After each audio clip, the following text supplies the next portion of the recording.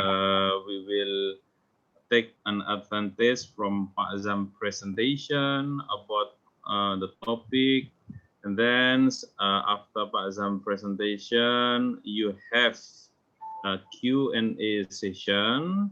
So jangan khawatir if you don't speak English. Pak Azam juga paham bahasa Indonesia, at least Malay almost same, walaupun mungkin the specific term we have different meaning, tapi at least karena ini ada international student sebagian dan sebagian yang lain ada regular students, jadi no problem mix Malay or English, that's better. Okay, let's start our class today with basmalah together. Okay, so Pak Zam, time is yours. You can share the material on share screen. Okay.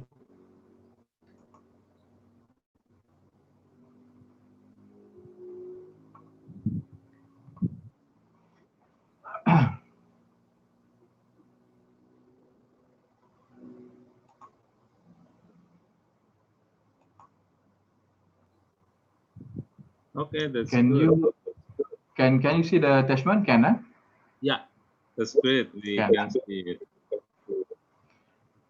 Okay, thank you very much, Pak Ridha. Bismillahirrahmanirrahim. Alhamdulillahirabbil alamin. Wassalatu wassalamu ala asyrafil anbiya wal mursalin wa ala alihi wa sahbihi ajmain. Assalamualaikum warahmatullahi taala wabarakatuh. To Pak Ridha and to all the students who's taking these politic papers, which is my turn today, going to discuss and share with you the political system we have in Malaysia right now. Okay, the situation is quite different from what we're saying. We are practicing in terms of democracy, and in the same time, we also have a lot of things to discuss. Since the politicians are human, right? So, as a human, they have their political wills. As a human, they have their political mileage. As a human, they also need to have power. So how are they making the decision in an ethical way to ensure that their position as a politician will enhance and give a lot of benefit to the citizen, right? So most of us, I think, either in Indonesia or in Malaysia, we are expecting the best leader to be the leader, the best among the best, right? We didn't want to have the corruption leader. We don't have to want an unethical leader. But a lot of things should be done in terms of making the thing happen. Okay, so this is, I hope you can see my attachment, right? My name is Mokhtafizam Haji Mokhtar. I'm from School of Government, College of Law, Government and International Studies. We call it as UUM Colgis from University Utara Malaysia. My email zam@uum.edu.my. Okay. So what we have today, we are in terms of discussing, and we are looking about what type of political system we have today, either in Malaysia or in anywhere we are practicing in terms of the democracy, right?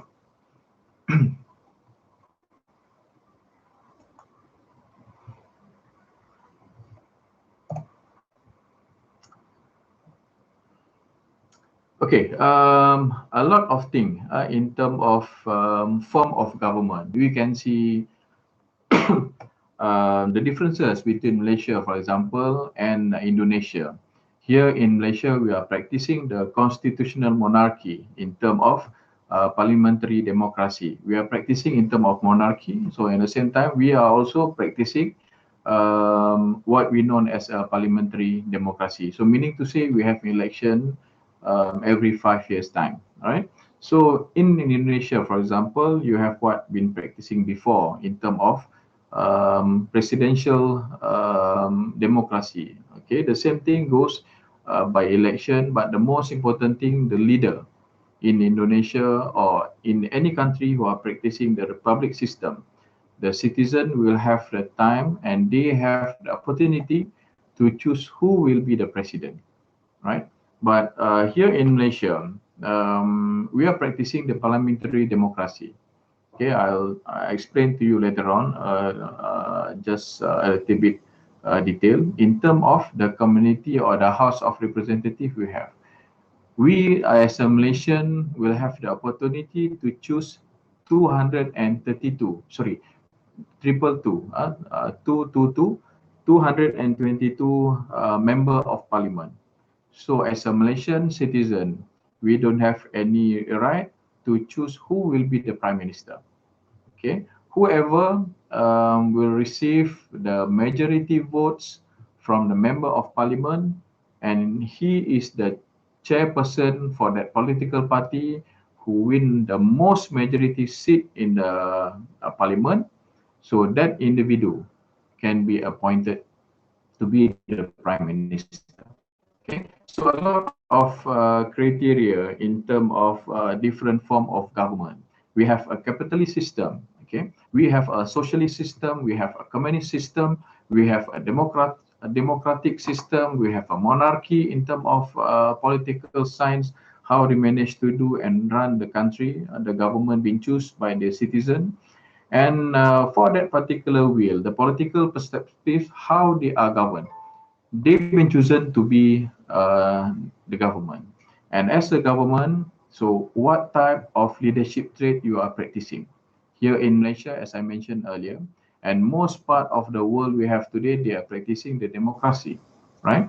So people have opportunity to make a decision. But again, in democracy also you have a lot of democracy in terms of monarchy democracy, aristocracy democracy.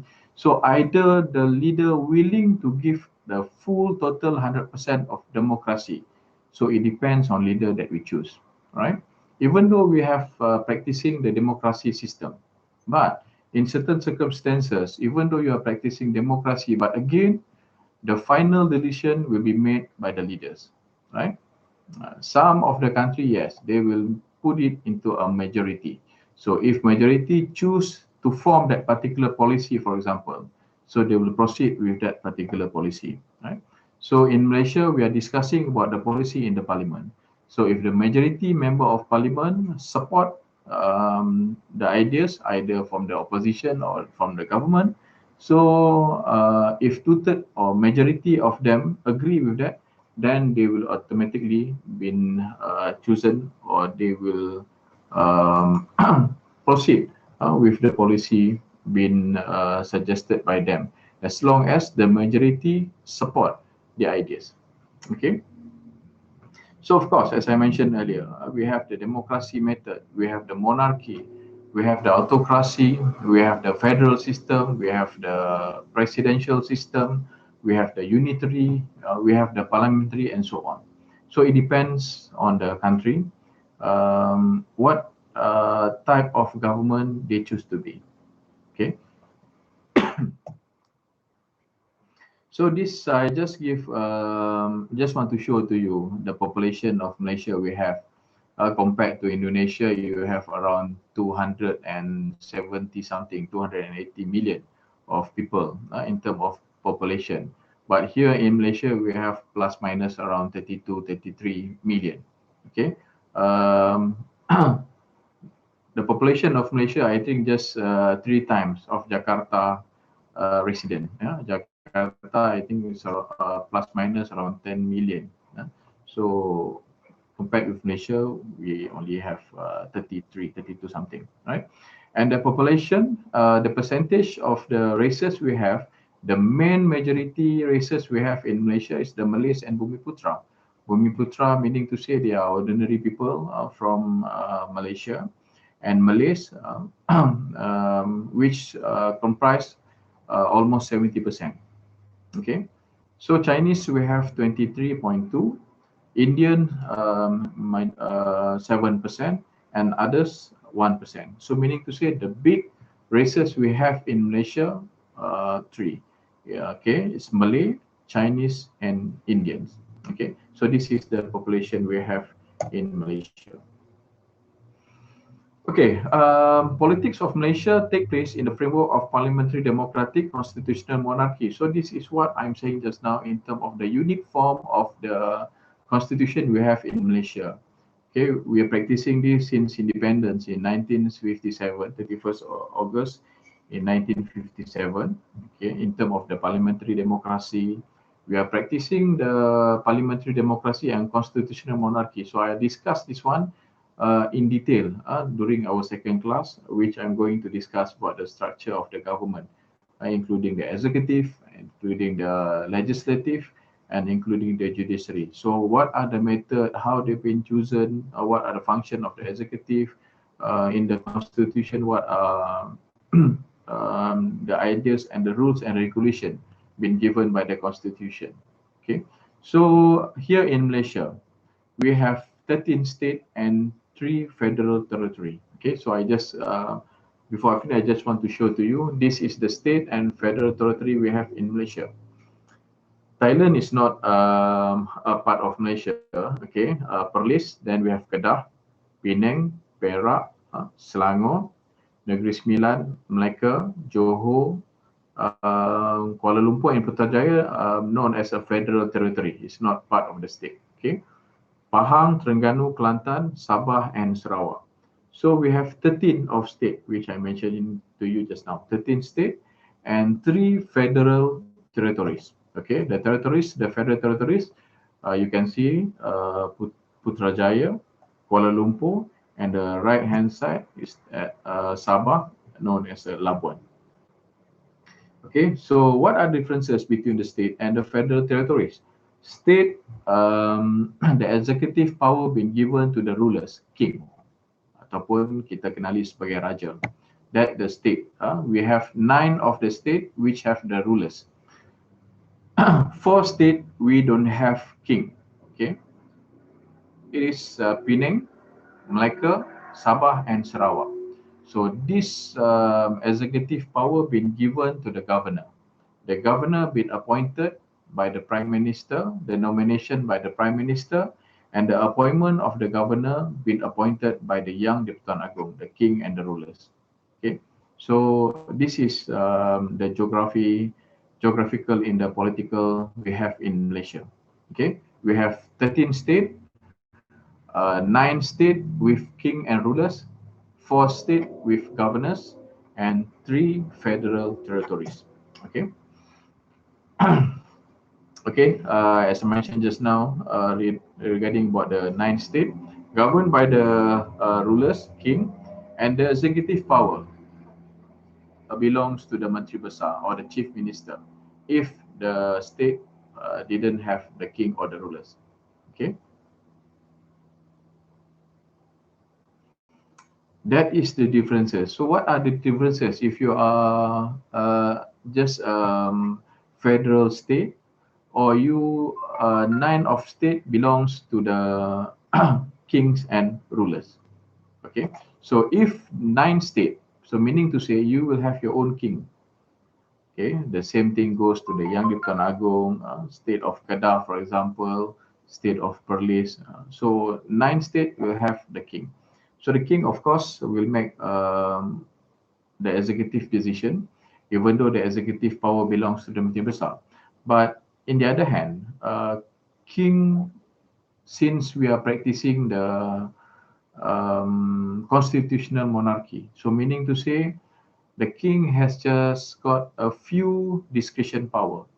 The rest of the power been given to the executive. So executive in this particular issue referring to the Menteri Besar.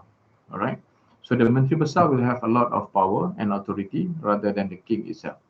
So the king just able to 3 discretion power belongs to the king. The first one, either you agree or not agree to appoint the Menteri Besars, or you have your own candidate to appoint the Menteri Besars. The first one. The second one, the king will have power in terms of the solution of the state assembly hall. membubarkan Dewan Undangan. So if the king doesn't agree to dissolve the state assembly, so it will remain as long as it still have the 5 years time in term of the period, and the term is still go on. Okay, and the third one, they can call upon conference of rulers to discuss any issue related with Malays, um, religion, to do with Islam, so anything, any issues. So that only the three discretion power belong to the king. So the rest belongs to the Menteri Besar. So the same thing goes if you are looking in terms of the federal. The executive power belongs to the Prime Minister, and the head of federal belongs to the Yang di-Pertuan Agong. But again, in this particular situation, even though Yang di-Pertuan Agong is the head of the federation, but again, the Yang di-Pertuan Agong will have only three discretion power. The main power being given to the Yang di-Pertuan Agong. The same thing, either he agree or not agree to appoint the Prime Minister. The second one, the decision of the Dewan Rakyat, the Parliament, and the third one, call upon Majlis Raja-Raja or the Conference of Rulers to discuss, or any meeting which is related to the nation and to the country. Okay, so that is the differences. While the four state governors been nominated by the Prime Minister, but the appointment been given to by the Yang di-Pertuan Agong. So that is the differences. The governance is not similar to the king. King is different. Okay, governors will have just simple executive power, but in term of their authority, the authority and the loyalty, it belongs to the king. Okay, so I'll discuss about it later on.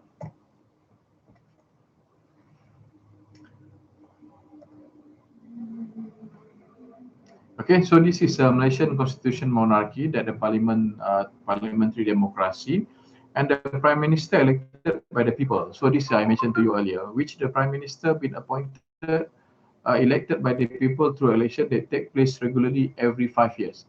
So we as a citizen need to choose who will be the member of parliament. And finally, the member of parliament, 222 of them will choose among themselves who among them will have the more and majority support from the member of parliament. Okay, so that is nothing to do with the voters. So it belongs to the member of parliament to decide.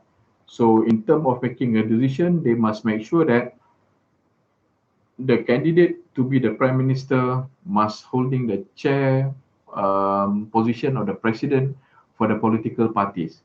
And of course, the political parties must want the majority seats in the parliament.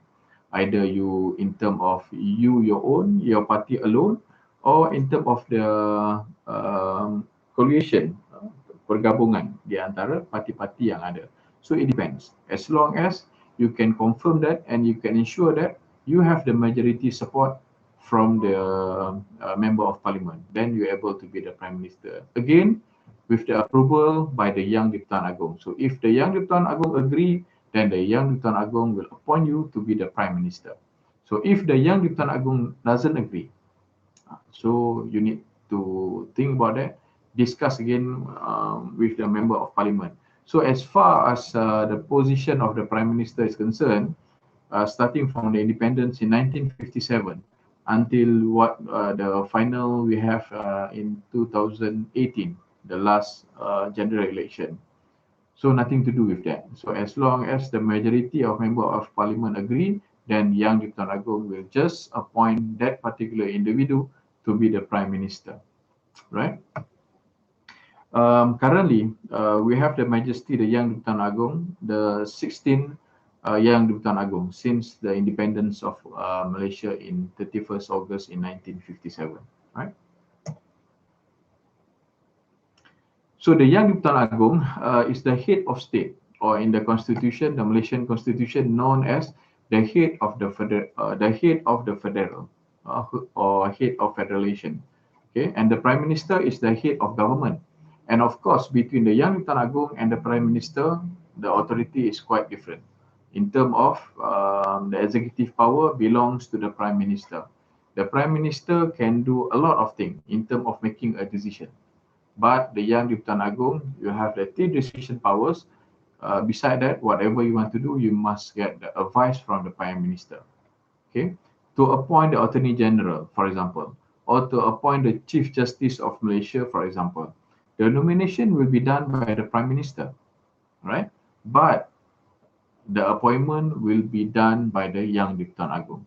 Okay, so you have two separate in term of jurisdiction in term to make the decision. But again, the Yang di-Pertuan Agong normally you don't have too much power. Either you agree or not agree. If the Prime Minister nominate the name, normally after the Conference of Ruler agree, and then the Yang di-Pertuan Agong will just appoint the nomination candidate by the government, or of course by the Prime Minister. All right, the executive power exercised by the federal government in the 13 state government. So federal legislative power is vested in the federal parliament in the 13 state assemblies. Okay, so 13 state we have, and each of state they have their own authority and power. In the Constitution of Malaysia, we know it as a List 1, List 2, and List 3. This one to ensure that they are not taking others' power or authority rather than power and authority being given by the Constitution. Okay, the List 1 known as the Federal List. So meaning to say, whatever been listed in the Federal List, that authority and power belongs to the federal government. For example, in terms of nationality, in terms of education, right? In terms of defense, police, army. So that belongs to the federal, right? List 2 known also as the state list. State list meaning to say that particular authority belongs to the state. For example, Islam, the religion, belong to the state. So whatever decision been made basically based by that particular state. That's why since we have 13 states, including 3 federal territories, okay, 13 states, the head will be in charge by the rulers or king by that particular state. But 4 states which don't have the king and rulers, that particular issues which is related to Islam belongs to the Yang di-Pertuan Agong. So the Yang di-Pertuan Agong will make a decision for that particular state who don't have the king and rulers. Okay, and the third one known as the concurrent list. Concurrent list ataupun kita kenali sebagai senarai bersama. Okay, so you have to share that particular power between state and between federal government. Okay, for example, in terms of scholarship, for example, okay, between state and government, if they offer that particular scholarship, then they need to sit and discuss together. So that is the differences. If you intend and you have more interest, then you can just go to the website and look what are the Malaysian Constitution all about. So it's clearly stated. Everything to put at a place to ensure that okay, they will know their power without taking other authority in making the decision. Okay, jadi that is the most important thing. And the judiciary is independent of the executive and the legislative, though the executive maintains a certain level of influence in the appointment of judges to the court. This one I'll explain more detail in next class. But just for the just want to put it in the mind to think about that. If you are saying in terms of independent, yes, in Malaysia we have executive, legislative, and judiciary. Okay, the best practice of separation of power practiced by state, United States, America. Then because they split it together, executive will be different from executive, executive will be different from the judiciary. But in this particular situation, it will be a little bit different. Because even though we are saying that the executive, legislative, and judiciary is, should be separate, then the nomination of the judiciary position will be done by the Prime Minister. So how are you going to say that you are practicing the whole of separation of power, since the Prime Minister in the executive and legislative still have a command, can still instruct the judiciary. So in terms of promotion, in terms of appointment of judges from the High Court to the Appeal Court, from the Appeal Court to the Federal Court, so the nomination will come from the Prime Minister. And of course, the Prime Minister will discuss it with the Conference of Rulers and the well-experienced judges. But again, it depends on you as a Prime Minister to nominate.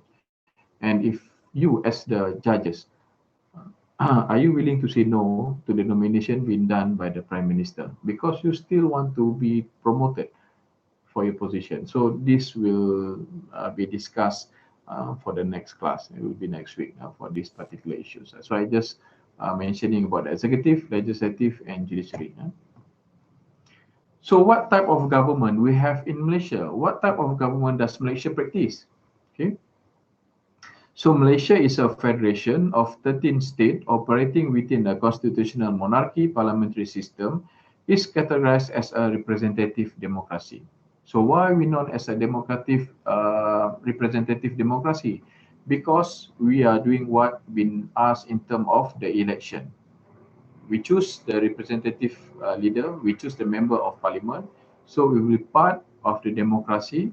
Then you have your vote as a voters to choose your own candidate or your member of parliament or your state assembly representative in terms of the democracy level, right? So in that particular situation, we here in Malaysia, we are practicing what we know as democracy. But of course, democracy, a lot of definition of democracy. As long as known as democracy, they're practicing it in terms of democracy. Is democracy if you're making a decision by asking your citizen, just following the majority vote? It's a democracy. But it's also known as a democracy. If you want to do something, then you ask to your citizen, they have a 50-50 in making the decision, but you can make your own decision. It's known also as democracy. And even you also as a person who run the government, most of the citizen doesn't like it, but as long as you already mentioned to the citizen you want to do this and that, but finally they didn't agree with you, but of course some of them really agree with you, but the percentage is not really high. But again, in terms of democracy, you already mentioned that, and you already discussed with them, and you can just do anything you want to do. In terms of representative democracy, that you've been chosen to be the leader, to be the prime minister, to be, since you are the ministers, you will have the power and authority to make a decision. Okay, so that's what we are practicing here in Malaysia. So is Malaysia a democratic country? I think most of the country we have in the world, we are practicing in terms of democratic country, but it depends on the level of democracy. Okay, either you are practicing the maximum level of democracy, the minimum level, or average, or just a moderate democracy. So as long as you will have your own right to choose your leaders, you have your platform to express your feeling, to express your freedom of speech, then it's known as democratic. But again, bear in mind, if too much democracy been given, too much freedom been given to the citizen, it also will affect the government. Rather than you have government, nobody will say anything to you. So it's happy for you to be the government. But nowadays, we can look around of us. Anything, we have the media, social media, we have everything, internet, we have a lot of things which happening in United States, last a few seconds. So the issues, the cases, the thing happen in United States, we can just share it together, and even is have a live session together. So meaning to say, it's no more distant between the globalization. So whatever been done in other country, we either in Malaysia and Indonesia, we look at.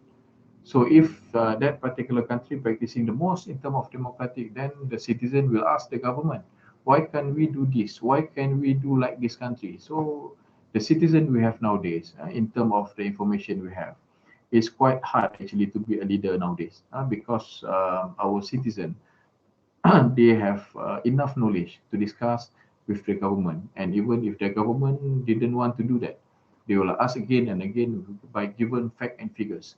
Okay, so of course, once the citizen is smart, then the leader should be smart. Okay, to be a leader, you need to be 5 or 6 steps ahead from your followers. So if your level is same with the citizen, so for me, it's useless for you to be a leader. You need to be 5 or 6 steps ahead from your citizen or from your followers. Otherwise, you don't have to be a leader, right? Okay, I'm going to discuss and give you a simple or giving you a scenario in terms of the political system or the political party we have in Malaysia. This is, I think, the Barisan Nasional previously like what party we have in Indonesia, Golkar, Golongan Karyawan, among the top political parties support by the citizen. So this is the thing happened. The very first time by history in 2018, Barisan Nasional is under the government, of course. And Barisan Nasional, we have three component. The main component party we have in Barisan Nasional is under UMNO. Okay, it's a coalition, United Malay National Organization, known as UMNO. And together with UMNO, you can see we have the Malaysian Chinese Association, MCA, and Malaysian Indian Congress, MIC. So these three political power um, will be a strong political party we have during the independence, before independence in 1957, and by before 2018. 61 years, Barisan Nasional able to be a government, being chosen to be the government in terms of get a support from the citizen. Okay, only 2 times. We have maximum one term 5 years, so it depends on the Prime Minister and the Yang di-Pertuan Agong. If after 4 years they intend to do the election, general election, so it depends on the Yang di-Pertuan Agong. But in the Constitution, every government they will have 5 years time, okay, to be a government before the dissolution of Parliament should be done. Okay, to do the general election to choose which government will be the majority support, will have the majority support from the citizen. Okay, since 1957 until 2018, it's almost 61 years, be a government. I think this is the only party we have in the world who managed to run the country for 61 years. Um, if in another state, you can see you have the Democratic, you have the Democrat. So a few terms will be given to Democratic, and a few terms will be given to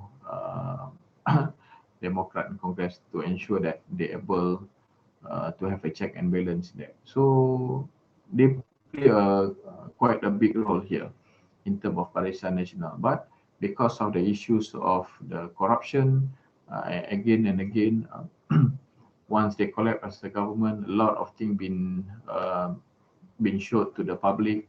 Previously, we didn't know about that because they are the government.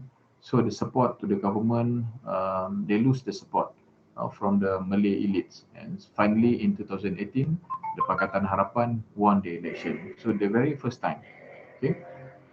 Okay. So before that, so we have three contribute to the coalition we have in Barisan Nasional. Okay. So that is the main. So other than that, we have political party in Sabah and Sarawak, including Gerakan, will give support in terms of giving parliamentary seat to the Barisan Nasional. Okay, so in terms of the political hegemony in Malaysia, it's more in terms of middle class, in terms of what known as the middle class of the Malay elite. So this group play a big role to choose the government, right? So even though we have a lot of things being practiced, a lot of group, but the ideas of this group um, will be listened by the voters, except for the 2018, because as I mentioned earlier, because of the social media, a lot of things can be seen. The corruption can be seen, the mismanagement can be seen, the unethical action can be seen. So, due to that particular circumstances, to ensure that Barisan Nasional no longer as a government in the election in 2018, right? So turn out that the Barisan Nasional, especially the Malay elite, has managed to dominate the system of the government in Malaysia, so that the Malaysian electoral system, their victory in general, has been guaranteed selection. There's no doubt. There's no question. None of the citizen expect in 2018 the Barisan Nasional will collapse. But because of the support of the citizen, they didn't want Barisan Nasional to be the government. They want to teach a lesson to them. Uh, Look back what they've been done to the Malaysia, for example, to ensure that. So they give the baton to the opposition during that time, Pakatan Harapan. So that one headed by the Tun Dr. Mahathir, Pak Mahathir, as the second time to be the Prime Minister, right? So it's different between Pakatan Harapan and Barisan Nasional. I just give you one example. It's more easier for you to be the chairman of the Barisan Nasional rather than to be the president or chairman in Pakatan Harapan. Because of what? The first one, the coalition since before independence. You have UMNO, Gerakan, MIC, MCA, Chinese and Indian. So as the UMNO president, automatically he also as the president of Barisan Nasional. So whatever decision be made by you, they will respect you. Rather than in Pakatan Harapan, during Tun Dr. Mahathir be the prime minister, is a bit difficult because you will have with you known as the committee of presidency committee. So the president cannot simply make the decision. They need to discuss together.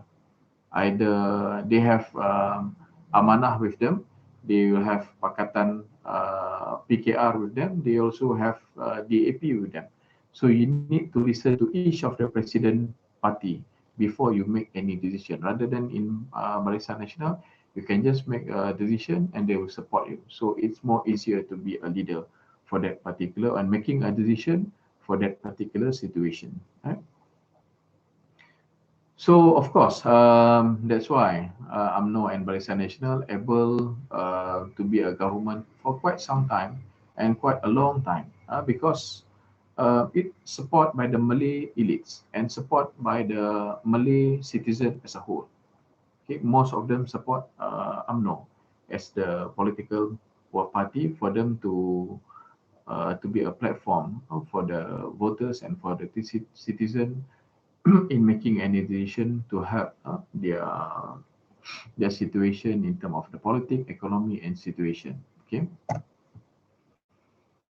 Okay, so I just want to show a few which is related to the election result in July. This is not the first election, okay, because independence in 1957. So during this time, just Tengku Abdul Rahman as the chief minister of Tanah Melayu for that particular time, just want to make the platform and choose a few years before the independence to show to the British that the Malaysian people, the Malay people, they managed to run their own country. Okay, so in 1955, 27 July, more specific, the first election been done to show to the British. 52 seats been contested, and the election party is under UMNO, MIC, MCA, and during that time we have the State Party, PAS, the Labour Party. They able to won 51 seats out of 52. It's very impressive. It's very excellent election result. So British could say nothing because the result shows that the Malaysian people, the Malay people, they want to have their own government. They want to choose their own leader, and they want to aspect the country from the British. So it's very important. The election shows that the Malay people wants to run their own country, and asked from the British that they managed to run their own country. So that in 1955, right? The first election actually been done in after independence in 1959. Okay, so during that particular time, been discussed and been chosen the candidates, and finally they want to choose who's the member of parliament, basically based on the general election. So as time goes by, the election been done in 1964, 1969. So I'll show to you afterward the diagram that it's easier for you to see. 1982, 86, 1985, and the glories of Barisan Nasional and UMNO shown in this particular result for the general election. None of the election, Barisan Nasional couldn't get the two-third majority, except in 1969. And of course, after that in 2008, because the information is just around the corner. They have a lot of information. They can think properly.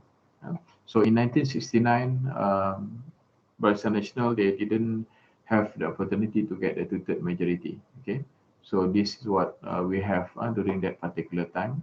The ethnic problem between Malay, Chinese, and India. Okay. And 1964, the election, the third election, won the national ranking 74 out of 104. So I think this one I just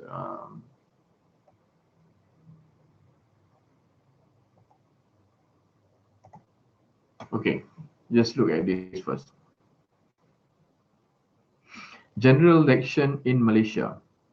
Okay, you can see the first general election in 2018 is known as the 14th general election.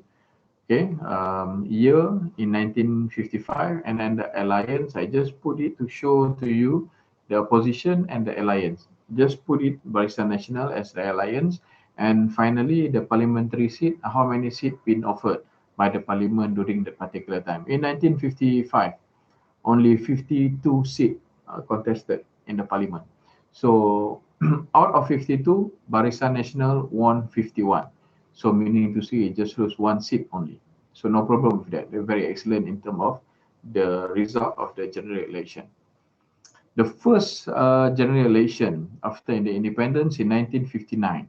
Okay, 104 parliamentary seat offered by the parliament. Then out of that, 74 seat won by Barisan Nasional. Okay, 104. So meaning to say 74 seats, you already won two-third majority. So easy for you to amend any law, easy for you to make any policy with the support of two-third majority from the member of parliament from your political party, right? Second general election in 1964, 5 years after that, remain 108 seat, and then the Barisan Nasional won 89. Okay, rather than 74, then they increased to 89. So they will give a big support. 15 only, they only couldn't get 15 seat.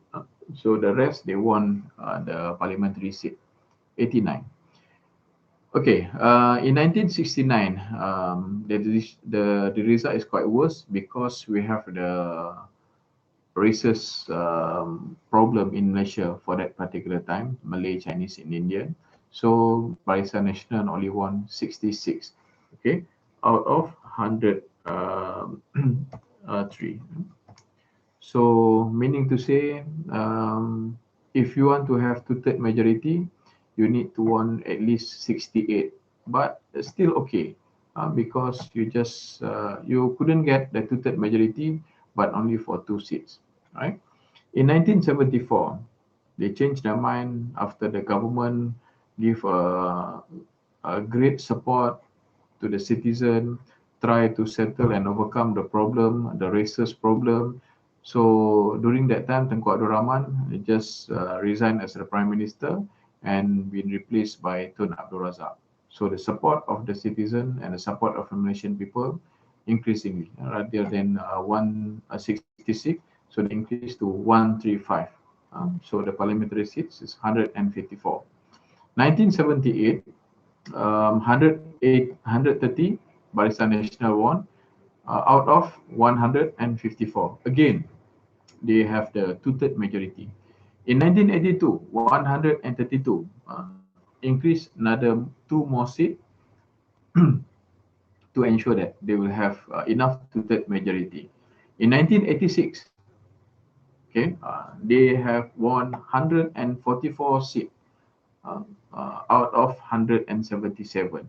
So this is quite a drastic, and this is during Dr. Mahathir last be a prime minister. The support of people and giving entire respect to him and giving a support to him what has been done to the country for the 22 years. I think during this time, among the leader who holding the position is quite a long time, is Pak Mahathir and Suharto, almarhum Pak Suharto as a president of Indonesia in 1999. You have the Reformation movement in Indonesia because of the instability of political and economics, the support of people, the citizens. So it happening everywhere. Okay, it's happening in Arabic country, it's happening in Indonesia, it's happening in Malaysia. So it depends on the leader how they manage to overcome the problem, right? So in 1990, okay, it won 127 out of 180. In 1995, Barisan Nasional won 162 out of 192. In 1999, 148 out of 192. 2004, 198. So this is the highest during this time, the Barisan Nasional able. This is the last period of the last decade as the Tun Mahathir as the Prime Minister in 2004. Okay, 2002, Tun Dr. Mahathir resigned as the Prime Minister, but he did do a lot of things to ensure that the Malaysian people will support the Barisan Nasional. Okay, so as time goes by, the successor been replaced by Pak Lah or Tun Abdullah Ahmad Badawi as a Prime Minister, still able to get 140, but you can just see slightly they are decreasing. The support to Barisan Nasional is reducing. They are giving more to the opposition. So 232, you just minus 140, 232, you minus by 140 is around 82. It's quite a big number for the opposition. Okay, so since 2008, the opposition have a strong platform in the parliament. Previously, you can just look, they will have around 20 over seat, 30 seat, that is the most. So in 2008, 82 seat belongs to the opposition. So their voice is more reliable because they have more quantity of them in the parliament, and the government should think twice if they want to make something wrong. Okay, because in terms of the opposition, they have the check and balance. So anything being asked by the opposition need to be answered carefully by the government. So that is the best part of democracy. So if you couldn't manage to get the two-third majority, then the opposition is quite strong. Then the government cannot simply make any decision. So what happening previously, you can see in Malaysia in terms of the budgeting, they need to have a support, but they don't have. It's very support is very slim. You don't have the two-third majority, just 2-3 vote to ensure that you're able to win that particular support in the member of parliament. So that is the problem if the government don't able to get two-third majority. It's hard for you to make a decision. It's hard for you to get a support. And coincident, anytime the call upon for the confidence, no confidence vote will appear by the opposition, right? 2013, so during this time, Najib as a prime minister, you can see the decreasing support from the citizen of Malaysia to the government. And finally, in 2018, last 2 years, we can see the very first time in the history of Malaysia, Barisan Nasional is no longer as a government.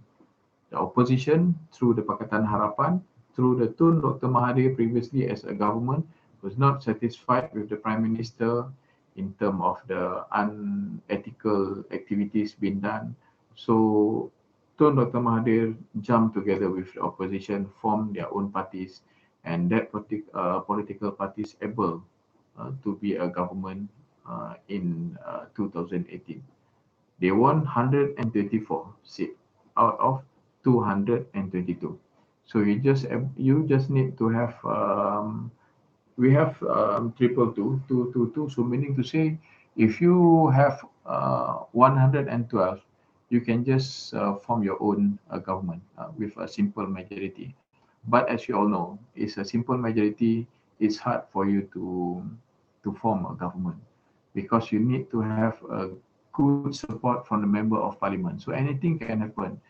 If you just want 2 or 3 seats rather than you want the two-third majority, or at least you have more than that. So otherwise, it's not will be easy for you to run the country, right? So this one I'll discuss with you related with the result just now. So everything here you can just see, you can just look. It's a big swing actually. People call it as a tsunami Malaysian political decision in terms of giving the opposition to run the country rather than Barisan Nasional due to activities which is unethical, corruption and bribery happening. So most of the people choose the opposition, the Pakatan Harapan, to give them platform and spare their time to run the country. Okay. Okay, Malaysia has had a multi-party system. So a lot of political party we have, okay, since the independence in 1957. And the ruling party was the Alliance Party, Malay Party Perikatan, the coalition from 1973 onward, and its successor, the Barisan Nasional, the National Front Coalition. So you can see what happening after 22 months. Pakatan Harapan won as a government and they collapsed as a government less than 2 years, only 22 months after the resignation of the Prime Minister, Tun Dr. Mahathir Mohamad as a Prime Minister, because he is looking that his party and Pakatan Harapan don't have enough majority vote to form the government. So Tun Dr. Mahathir just go to the Yang Dipertuan Agong and mention to the Yang Dipertuan Agong that he want to resign because he don't have more support from the member of parliament.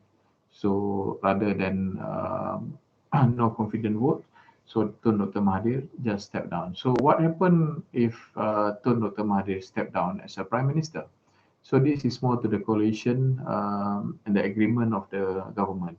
So once the prime minister either been dismissed in terms of no confident votes, or the prime minister stepped down, so the majority of the member of parliament or the cabinet, for example, the cabinet especially, need to step down together with prime minister, because um, if the prime minister don't have support from the parliament, so meaning to say the cabinet minister been appointed by the prime minister, automatically whatever decision been made by the prime minister, including the cabinet minister, they should step down from the cabinet and just give a room to the parliament to choose who the successor or who the individual will be given the opportunity to lead the parliament as the prime minister. So it depends on the parliament as a whole. Okay, the Barisan Nasional served for 61 years and was one of the world's longest serving government until it lost power to the Pakatan Harapan coalition in the 14th general election that was held on 9 May 2018. Okay, this is the history of Malaysia the very first time. The Pakatan Harapan Coalition currently consists of the Democratic Action Party (DAP), People's Justice Party (PKR), National Trust Party (Amanah), Sabah Heritage Party (Warisan), and United Progressive Kinabalu Organization as confidence and supply partner. So during this 2018 election, they will be the supporting partner as a coalition. So they won 134 seats, okay, to ensure that they're able to be the government and deny Barisan Nasional as the government. So the coalition governed the country from 10 May 2018 until 24th February 2020, when Tun Dr. Mahathir resigned as a Prime Minister of Malaysia. Okay, and for the time being, so after Tun Dr. Mahathir resigned as a Prime Minister, the Yang di-Pertuan Agong called upon each of the chief of political party to decide, and they will choose who to be the Prime Minister. So in between that, Yang di-Pertuan Agong appointed Tun Dr. Mahathir to be the interim Prime Minister. I think it's more than plus minus between 2 weeks' time to be the interim Prime Minister for the time being, to ensure that the next Prime Minister been appointed.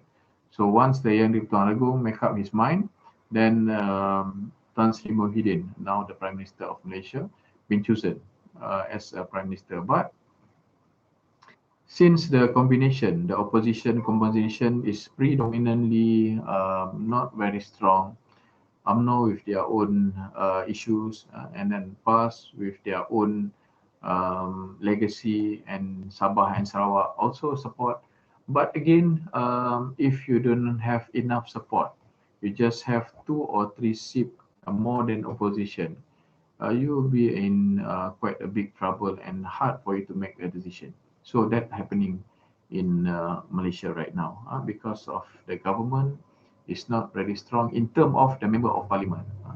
Because that's why I'm saying just now, in terms of democracy, we cannot manage the member of parliament. They have their own right, they have their own method of thinking, they have their own political mileage, they have their own interests. So they're willing to go in politics. Some of them, the principle is secondary. The most important thing, what they gain in terms of the politics and what they're able to get in that. So it's quite hard because if you have the principle in terms of the ethical decision, it's very hard for you to jump to other political party rather than they promise to give you position, they promise to give you money, etc. So that is among the thing.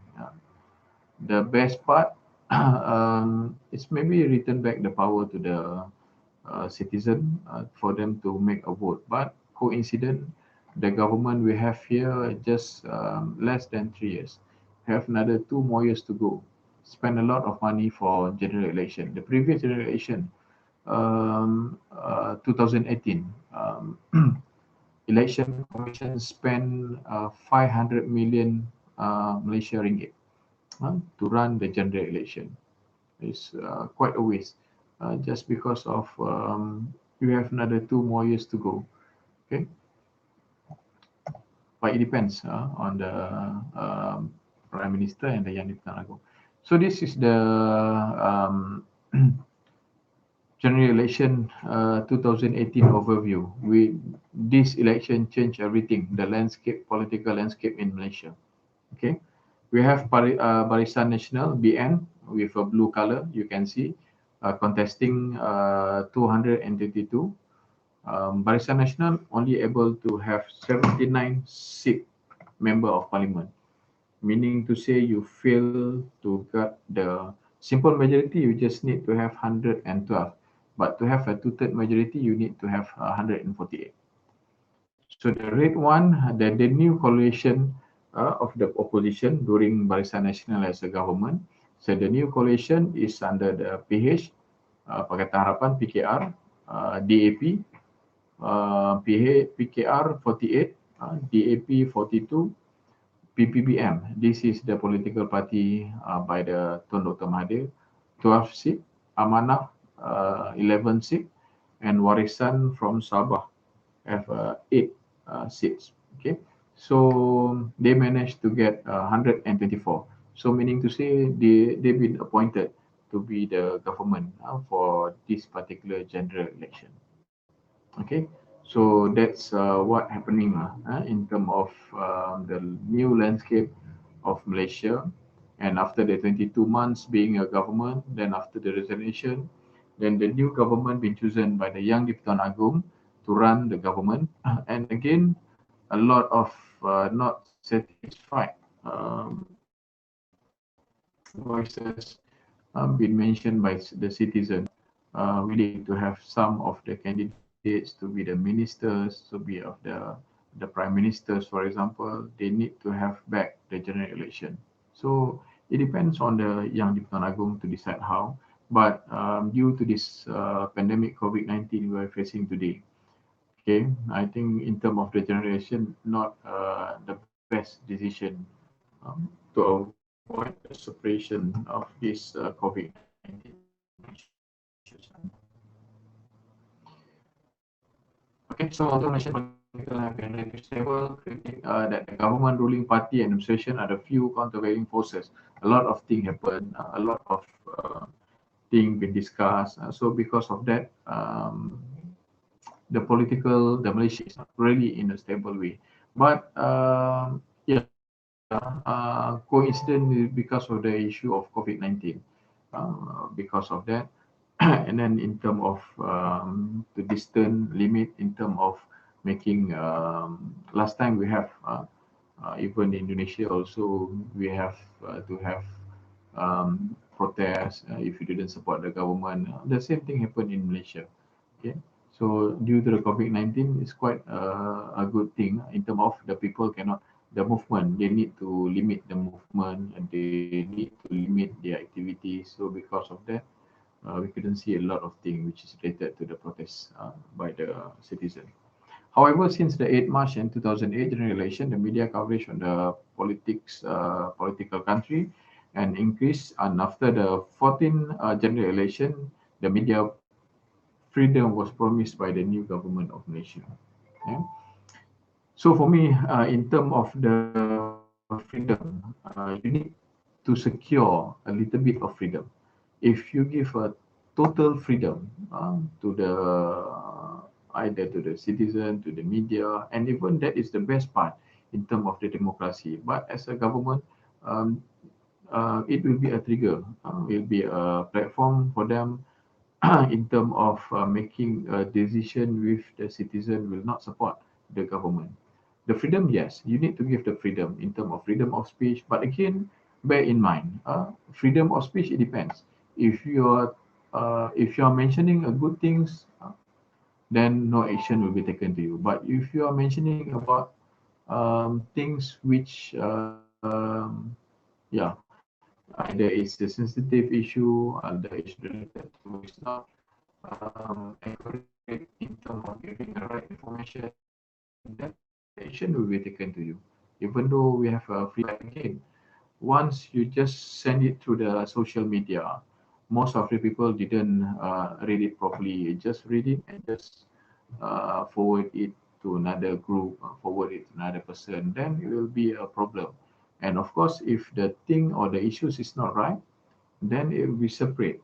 Then the news which we are saying that um, it's not right in terms of making the decision, and in terms of the information is wrongly given to the citizen or whatever it is, then after everybody look and read about that, they will agree.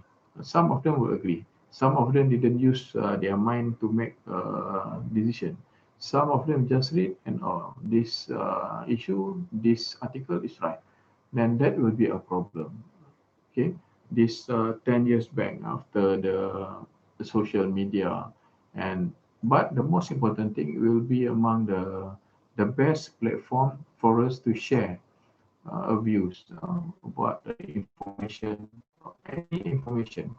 And even because of this also, we're able to have the online class by using this medium to ensure that the discussion is on, even though we are not the same state, in the same district, or in the same country, but then we can have to have a discussion through this platform and media to share our point of view and know each other much better, right? Okay, I just take a few key of wisdom from Plato. Okay, the wise men speak because they have something to say. Fools because they have to say something. Okay, you can see the differences between the wise men and fools. Right? And the other one, if you do not take an interest in the affairs of your government, then you are doomed to live under the rule of fools. If you didn't use, that's why I'm just mentioning just now. To be a leader, you need to be 5 or 6 steps ahead from your followers. We didn't take our leader, which is the same level as us. So if that the situation, may as well you don't have to appoint him or her to be a leader. Okay, so I think that's all for my discussion, almost 1 hour plus. But it's okay. I open to the student. If you have anything to ask, I have my pleasure to listen to your question, and maybe we can just discuss a few things which is related to the issues which I already highlighted just now.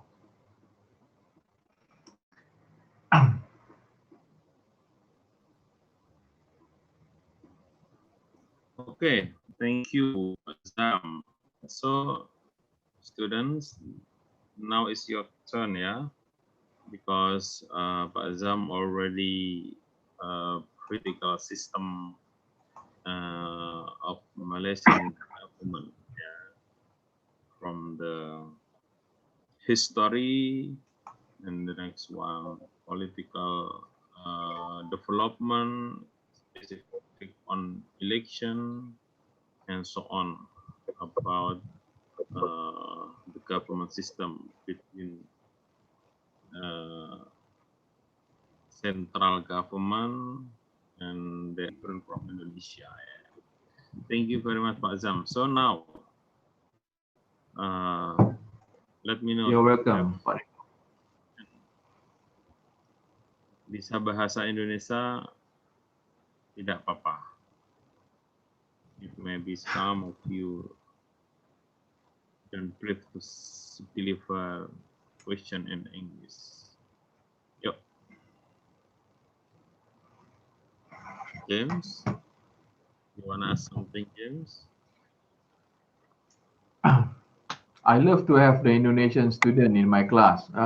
Previously, during we have the traditional class, we have the student from UMY, UMM, University Muhammadiyah Malang. Okay. And, yeah, and for me, I love to have the Indonesian student because they are very, in terms of quite have they can generate in terms of giving a question. They love to talk. Then I asked one of my student. He is from the Universitas Muhammadiyah Malang. Edward, his name. He is one of the student representative council. Uh, Um, Sir, so maybe I Edward from the IGOV, I guess. Edward No, from IGOV, I guess. from Malang. Because Edward it's asked me From Malang. when Mr. Zam gave a material for our visiting professor yesterday. oh, who's the name of the student? Is Oh, it Edward? okay. Yeah, Muhammad Edward Pahlevi. Edward. Yeah. He's one of my student during in UUM. Oh, he's not in the group. Huh? Yeah, Send my he's best from regard to him lah. IGOV. No. Yeah. Yeah. From Yes. UMY. He's Any from question? UMY, not from Oh, he's UUM. from UMY, is it? We have from UMM Yeah, and he is from UMY. UMY. From UMY. Mhm.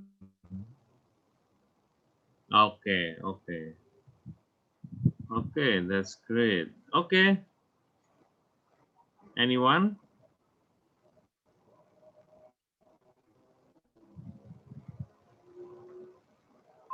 Or if you still confused, you can ask to repeat in the specific topic maybe.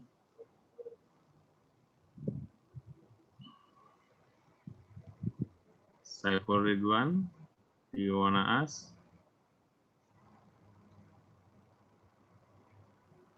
No, sir. Okay. If you the specific case about the political party system because in Indonesia we have no fixed coalition because in Malaysia in National Front or Barisan Nasional it has permanent coalitions. It has a permanent coalitions, and Pakatan Harapan it has permanent coalition. It is different from no permanent coalition. So my question is the coalition is regulated by constitution, or it is just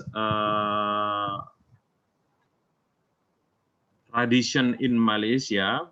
But is it possible or not that one party move to the other coalition? For example, maybe pass change. Is it possible for us to change from Barisan Nasional to Pakatan Harapan and vice versa?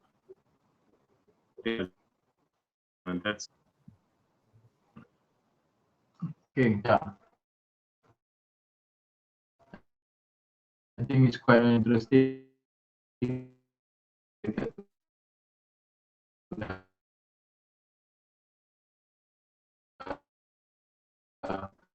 Malaysian politics system. We have here in Malaysia the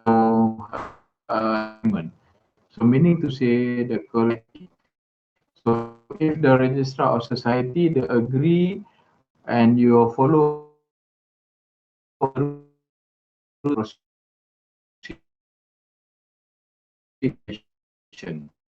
so they are or PKR and you just walk out or just go away from the question during there right now because as a government you don't have the two-third majority, you just have a very simple and very slim majority, 1 or 2, 3 seats compared to the opposition.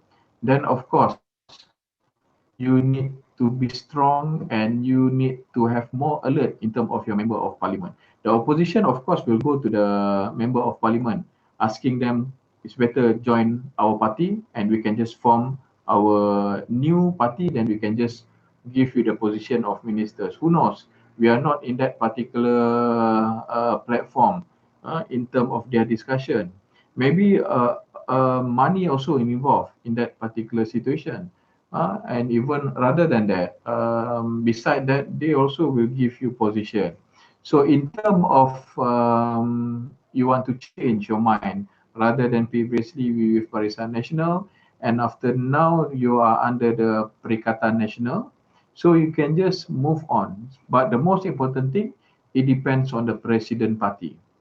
So which stand that the president party hold, then they will ask from the grassroots, and if the grassroots agree with that particular decision, then they will move to that particular coalition. So that is the problem. You need to have one constitution, rules and regulation to avoid people or member of parliament to jump from other party. But the question is, are they willing? Are they ready enough to just remain in their own party rather than they just can jump here and there to form a government? All right, Pareda. So, if it is possible, I mean, so there is no specific regulation, yeah, about coalition, yeah. So one party can change to the other. Could you explain? Could you give an example which party they move the name of the party from Barisan Nasional to Pakatan or vice versa? Okay, so what happening here? The collapse of the Parakatan Harapan government, because Mm-mm. 8 or 7 of the member of parliament from Parti Keadilan Rakyat, they changed their mind. Mm. Parti Keadilan Rakyat, they move to independence. If you move from independence, then you don't have a Oh, stable independent. independence. So you cannot. This is the political strategy. If they move automatically to Barisan Nasional, for example, or to PPBM, it shows that you are greedy in getting powers. So may as well you just take a simple decision, just walk around for a few days, be a independence, and after everything clear, then you just go to the prominent party that you intend to have more significant power in that political party. It happened, no problem with that. Because of that's why Professor Salim Faruqi did mention what happening in Malaysia is basically following the constitutional, but the problem is it ethical in terms of making that decision? Okay, so because of that, if that particular party or that particular coalition, they have the two-third majority, it's very hard for you to get around 40 member of parliament to move from that party to another party. It's very hard. But if less than 10, easily, you can just go with them and you can see what happening right now.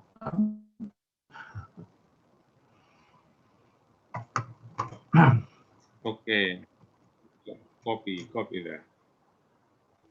So, sudah No ada yang ingin question from the bertanya? student.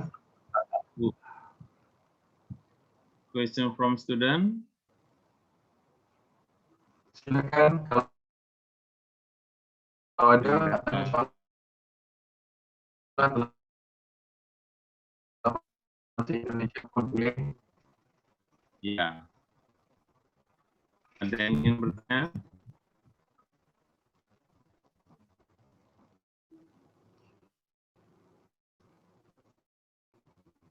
Okay, I have the other question, Pak Zam.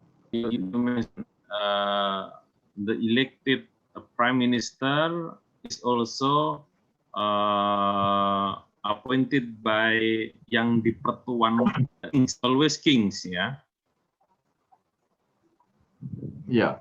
Yang who is yang dipertuan agung? He is the king of king in Malaysia. Do you mean ya? Okay. Yang dipertuankan agung. Okay, okay. Yang di Pertuan Agong, Pak Redha. Yeah. Who is that? Yeah. Actually, I'm going to discuss that for the structure of government for the next class. But then it's okay because if you don't have the ideas, because you don't have the ideas of that, it's quite hard for you to understand the issues. Okay, if you still remember, I did mention just now, we have 9 states who have king and rulers. Okay, so these 9 king, they can be appointed to be the yang di Pertuan Agong. So meaning to say, the head of the king or the head of the rulers. So in Malaysia, we have rotation term. So the Yang di-Pertuan Agong can be appointed, the king and the rulers can be appointed to be the Yang di-Pertuan Agong in 5 years' time. So after the period of 1 term, either you like it or you don't like it, you must step down and the conference of rulers will appoint somebody else to be the Yang di-Pertuan Agong. So in this particular situation, Yang di-Pertuan Agong also named as the head of the Federal of Malaysia. So 5 years time. Tuan Agong is also from Kelantan. So they have the rotation from each state to be the head of the king and ruler. Oh, so there is a rotation ya yang dipertuankan Agung ya. Yes, it's rotation for 5 years time. Okay, because consists of different kingdoms ya, a lot of kingdoms Correct. in Malaysia, so there is a rotation. Who will hold yang di Pertuan Agung? Okay. Yeah. So each of them able to have the position of the Yang Dipertuan Agong. Only one Yang Dipertuan Agong died during the appointment. Haven't finished the term from Selangor. Okay, just 1 or 2 years been appointed to be the Yang Dipertuan Agong, and after that he passed away, then replaced by the Deputy Yang Dipertuan Agong. So that will be done by the Conference of Rulers. Okay. If you still remember just now, I'm mentioning about the governors. Okay, the governors, 4 of them are not, they are not capable. They are not in the list to be the Yang Dipertuan Agong because they are not the king. They are just ordinary people like us.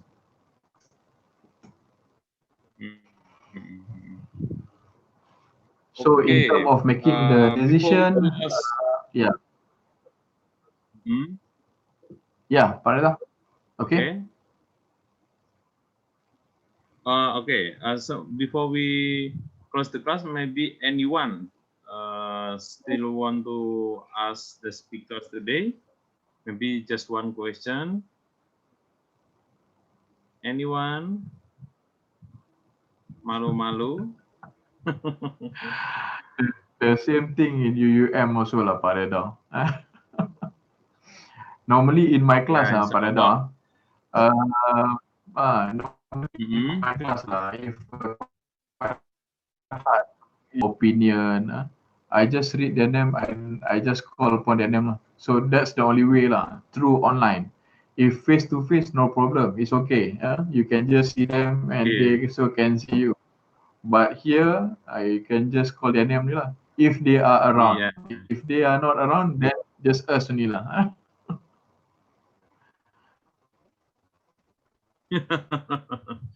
Okay, no problem because we will have the second session with Mokhtafizam, we call Pak Zam, so about still related with the constitutional studies in Malaysia.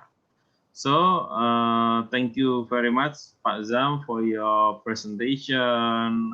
We appreciate that and your willingness to explain to our students about the government political system, including government system in Malaysia. Okay, thank you very much once again, Pak Zam, and we will meet in the second session of our course. Okay, let's close our class today with Hamdalah together. Alhamdulillah Rabbil Alamin. Assalamualaikum warahmatullahi wabarakatuh. Waalaikumsalam. Thank you very much, Pak Reda and all the students. Thank you, sir. Waalaikumsalam. Thank you, sir. You're very welcome, Pak Zam. Thank you very much.